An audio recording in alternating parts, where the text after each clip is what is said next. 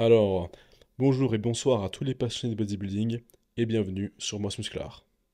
Alors pour cette nouvelle update, on va commencer par Horse MD. Alors Horse MD, on n'a encore jamais parlé de lui sur cette chaîne.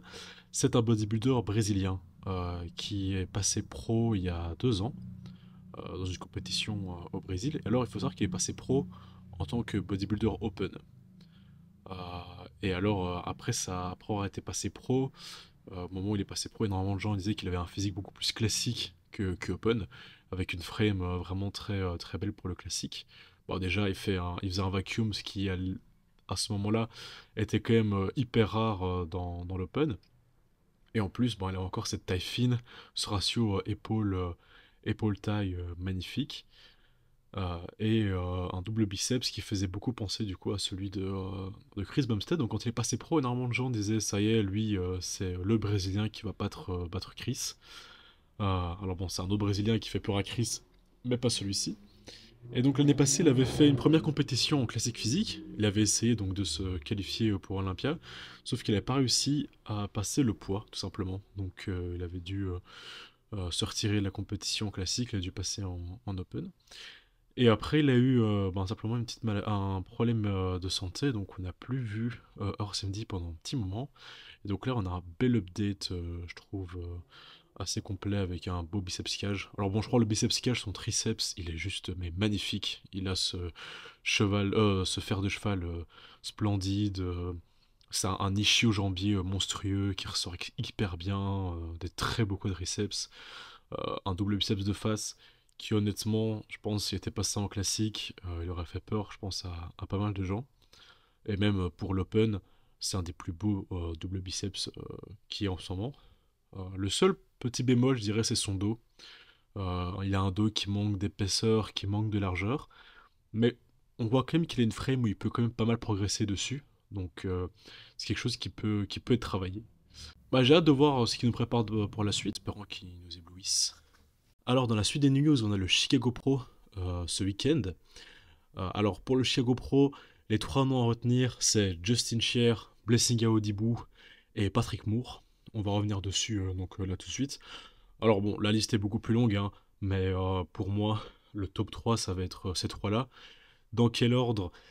Un peu difficile à dire. Alors, c'est un peu controversé peut-être comme avis, mais pour moi, je pense que Justin Sher a très clairement gagné cette compétition. Il est passé pro l'année passée, et honnêtement, il a un physique juste incroyable. Quand tu regardes, il est extrêmement équilibré. Beaucoup de gens critiquent ses jambes, mais je trouve qu'elles sont pas si déséquilibrées que ça par rapport au haut du corps. D'autant plus que Blessing et Patrick Moore, c'est pas des gars qui sont connus pour avoir des cuisses monstrueuses. Et j'ai plutôt l'impression que des trois, c'est lui qui a les plus grosses jambes. Il a des beaux mollets aussi. Alors pareil, il a un double biceps de face qui est hyper esthétique pour du classique physique, pour du open, pardon. Pour l'open, je trouve ça magnifique. C'est digne du classique. Euh, Son double biceps est juste dingue, il a des biceps de folie. Son triceps, on dirait qu'il s'arrête jamais, il est énorme. Et alors, ce vacuum pose, cette taille fine. Enfin là, ça fait du bien de voir des physiques aussi esthétiques dans de l'open.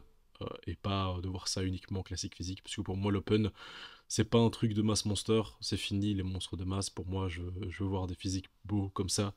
Avec des choses équilibrées. Pas des muscles arrachés de partout. Et surtout, bah, des belles conditions. Alors, lui aussi, son petit point faible, c'est le dos. Il y a les dorsaux qui remontent quand même assez haut. Néanmoins, son last spread est très bien. Il a un last spread qui arrive à très bien mettre en avant ses dorsaux. À mon avis, je pense il n'y a pas beaucoup de double biceps de dos qui postent sur les réseaux. Ça doit sûrement être une pose qui n'est pas avantageuse pour lui. Après, ce n'est pas très grave parce que vu l'état du physique actuel, honnêtement, bon, voilà, on a toujours une pause où on est mauvais, hein, on peut pas être bon partout, sauf si on s'appelle Ronnie Coleman, et encore. Donc, euh, donc voilà. Ensuite, donc Blessing Audible, alors pas beaucoup de physique update, à part un double biceps de face, un biceps cage, donc vraiment pas grand chose, et en plus il date un petit peu, il date de 9 semaines cet update.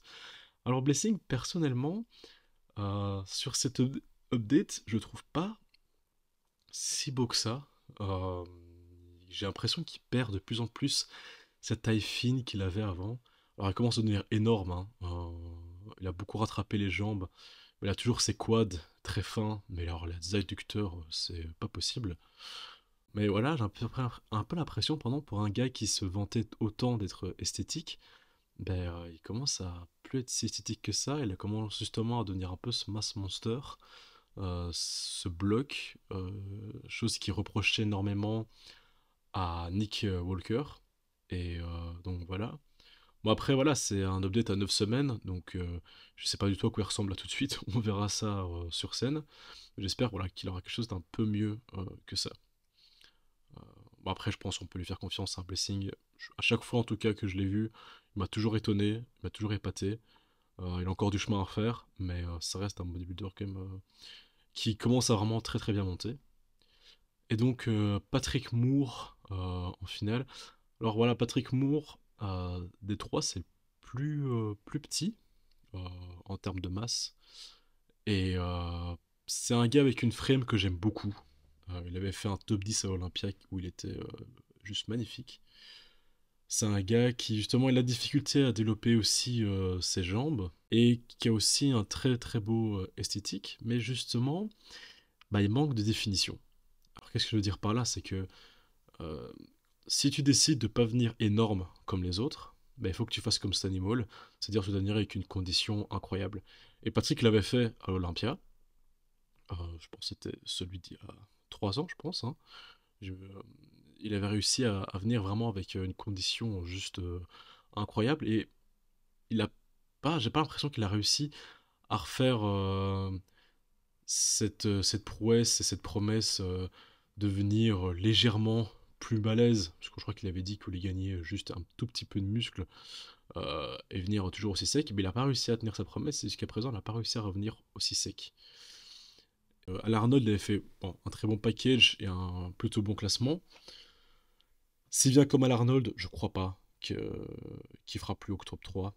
Maintenant, s'il vient sec, pile to the bones, bon, là c'est possible. Donc à voir. Donc pour moi, premier Justin Chier, deuxième Blessing et troisième Patrick. On verra ce qui se passe ce week-end. Mais en tout cas, j'ai hâte de voir ça parce que c'est trois athlètes que j'aime beaucoup. Donc voilà. De toute façon, bien sûr, je ferai une vidéo dès que ça se sera sorti. Alors on va dire plus gros sujet de la vidéo. Donc Stéphane avec un niveau physique update, un lat spread de dos et alors un double biceps en vidéo. Alors il nous dit qu'il va repartir sur une nouvelle compétition. On ne sait pas encore laquelle. Bon, j'imagine qu'il a une compétition en tête dans le collimateur, je ne sais pas c'est laquelle, mais lui et Essan sont prêts et chaud patate pour aller tout démolir. Et on peut voir que le posing s'améliore de dos. Il y avait un souci au niveau du lat spread et surtout au niveau du double biceps de dos. Là ici, son double biceps, je trouve qu'il est un peu plus esthétique. Il met les coudes légèrement plus vers l'avant, ce qui rend ses bras un peu moins immenses, qui fait sortir un peu plus ses lats. Là où ça manque un petit peu, hein, c'est au niveau des dorsaux. Par contre, je trouve qu'il fait toujours cette même erreur sur le lat spread, c'est-à-dire il garde les coudes encore trop en arrière. Et bon là ici, il pose avec son débardeur avec une photo d'assez proche, mais sur la vidéo, on voit qu'il a quand même les coudes toujours fort en avant. Alors, est-ce que c'est un problème de mobilité ou alors est-ce que c'est SN qui lui dit de pas trop tirer les coudes vers l'avant? Si c'est ce que lui dit SN, écoute Stéphane, va falloir être un peu moins docile et lui dire non coach, je tirais les coudes plus en avant.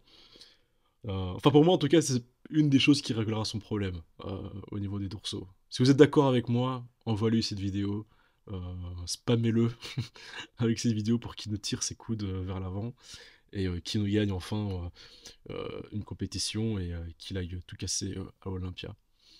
Et alors, ce qui est assez chouette, c'est qu'on a deux Français dans cette update du jour.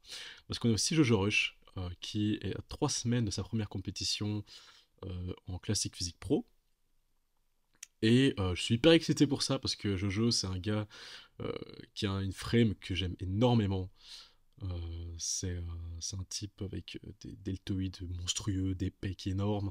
Il est monstrueux de partout et il reste quand même super esthétique avec un très beau vacuum. Je trouve sûrement que le vacuum lui va mieux qu'à Stéphane. Et son la spread de face, de dos, enfin, la plupart des poses sont géniales. Et alors, il m'a l'air un peu moins gros qu'à l'habitude. Après, bon, il est à 3 semaines, donc c'est normal. J'espère qu'il va venir avec une condition au top. Et alors, ce que je me pose une question, c'est est-ce que par hasard, il serait pas en train de viser tous les deux la même compétition? Alors bon, c'est un peu la fantaisie, mais imaginez, on a deux Français qui se battent sur la scène pour gagner classique physique, ça serait un scénario génial. Alors, je sais pas exactement laquelle Jojo essaie de viser, parce qu'il dit qu'il est à 3 semaines. Alors, à 3 semaines exactement, c'est le Texas Pro, mais c'est possible qu'il y ait aussi le Tampa. Parce que bon, il dit 3 petites semaines, je sais pas ce qu'il veut dire par 3 semaines, ce qu'il veut dire 2 semaines et demie. Est-ce qu'il compte déjà cette semaine dans les 3 semaines, ou alors est-ce que c'est vraiment 3 semaines exactes, et là, à ce moment-là, c'est le Texas Pro. Mais en tout cas, bah, hâte de voir le début de Jojo, hâte de le revoir sur scène. Alors je trouve que les photos ne rendent pas justice à son physique, dans le sens où il a des cuisses énormes hein, de base Jojo Rush. Mais bon, comme c'est un mec un peu plus grand en photo, les jambes paraissent un peu plus fines, puisque les photos sont assez prises de haut. Mais c'est un type qui de base a des quads monstrueux, aussi gros que ses bras, donc j'espère que je me trompe et que c'est juste la photo qui donne pas un super angle, parce que s'il a pas les cuisses qui suivent, ça risque d'être un petit peu difficile. Bon, en tout cas, voilà. Bonne chance à toi, Jojo. Qualifie-toi à l'Olympia, s'il te plaît. Non, mais en fait, fais-nous une belle place, représente bien les francophones. Et, euh, et voilà, hâte de voir ce que ça donne. Et pour finir, donc, petit update de Samson. Alors, c'est un update qui date un petit peu. euh, mais Samson, c'est un. Alors, il a gagné l'Arnold Classic cette année. Hein, c'est votre champion Arnold Classic 2023 qu'il a gagné devant Nick Walker qui était troisième à l'Olympia. Donc est-ce que Samson cette année battra Nick et pourra craquer le top 3? À voir. En tout cas, ce qu'on sait avec Samson, c'est que c'est un gars qui, à chaque compète, évolue de dingue. Genre, à chaque fois, le gars, il est plus gros, plus sec et plus beau.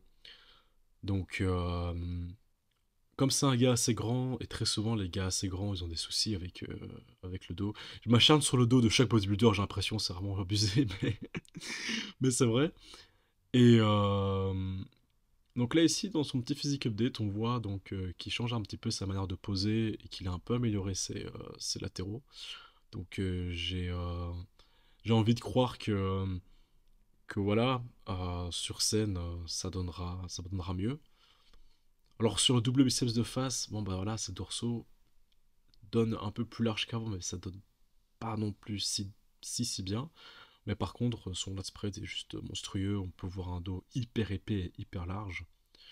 Donc j'espère juste que voilà, sa prise de masse considérable qu'il fait, parce qu'entre chaque compète, le mec devient de plus en plus gros. Hein. Je crois qu'il doit faire 150 kilos là, c'est juste abusé.